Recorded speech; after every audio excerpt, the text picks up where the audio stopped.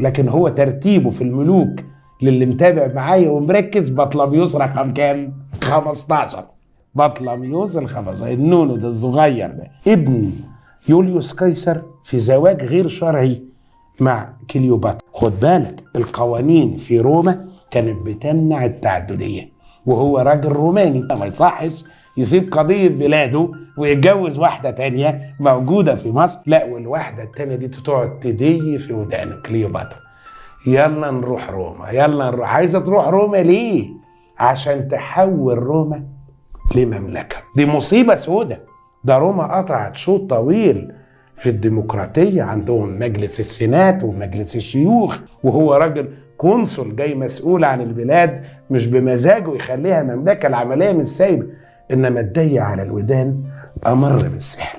وربنا يكفيك شر الستات لما تقعد تدي في الودن تدي في الودن.